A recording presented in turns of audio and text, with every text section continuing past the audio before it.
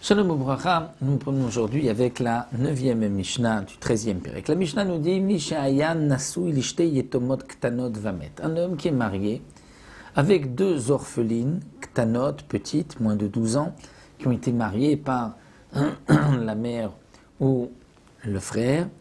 Vamet et lui est mort. Donc c'était un mariage midérabanan et il est mort. Bayabam ala Rishona. Si le frère, le Yabam qui veut accomplir la mitzvah de Yiboum, a une relation avec la première, et donc il veut accomplir la mitzvah de Yiboum. Mais ensuite, Razar ou Baal Hashnia, il a eu ensuite une bia avec la deuxième.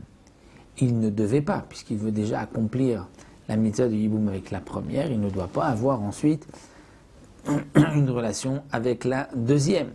Bien sûr, là, il n'y a pas d'interdiction minatora, puisque le mariage avec le frère qui est décédé n'était que midérabanan.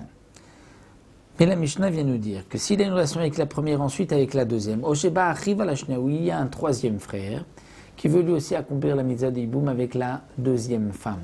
C'est-à-dire que Rouven est mort, il était marié à deux petites Yetomot qui avaient donc moins de 12 ans et qui étaient mariés, un mariage midérabanan.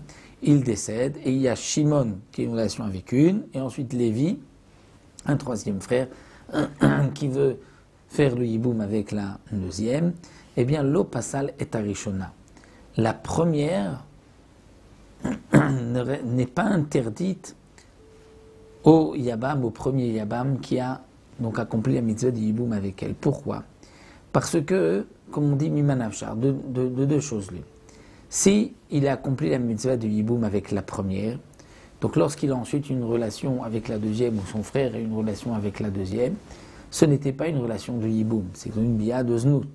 Et donc, la première lui reste permise. Si on considère que la première n'est pas sa femme, parce qu'elle est Ktana, alors ni la première ni la deuxième ne lui sont interdites, et donc elle n'est pas non plus permise.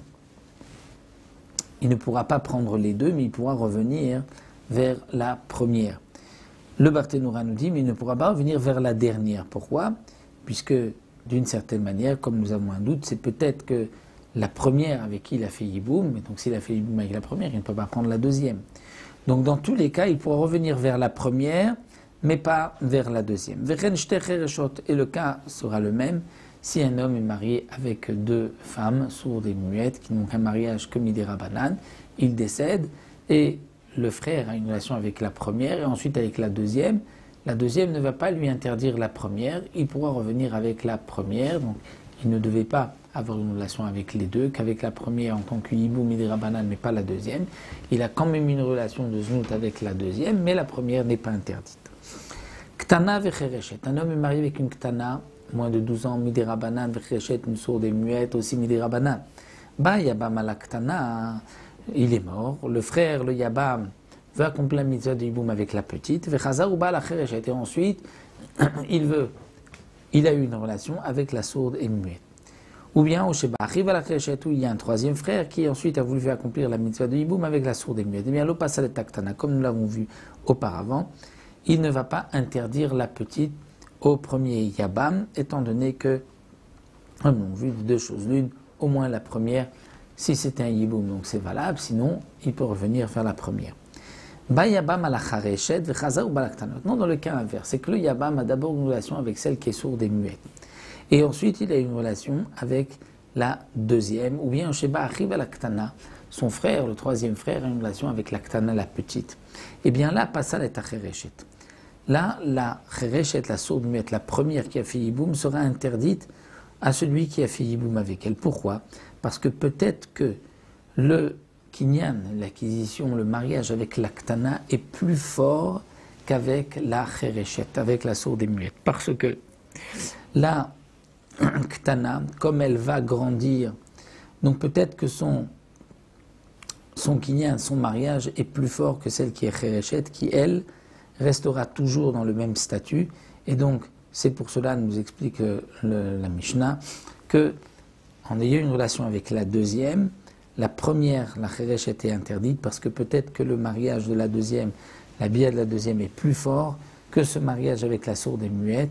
Et donc, puisqu'il ne peut pas se marier avec les deux, elles lui seront interdites, comme nous avons un principe que si quelqu'un a deux femmes et que le frère va faire hiboum avec une et avec ensuite une deuxième, il va par la deuxième interdire la première lorsque c'est Shne Batim. Donc ça, nous l'avons vu pas vraiment quand il a accompli toute la mitzvah du hiboum, mais s'il y a eu un Mahamar et qu'ensuite nous l'avions avec la deuxième, donc là, il peut même interdire la première. Donc là aussi, dans le même principe, puisqu'il a une relation d'abord avec la Khereshet, celle qui est sourde et muette, dont le kinyan, le mariage, n'est pas aussi fort que la Ktana qui, elle, va grandir et aura un véritable mariage, et bien donc dans ce cas-là, la Khereshet sera interdite, comme nous l'avons vu.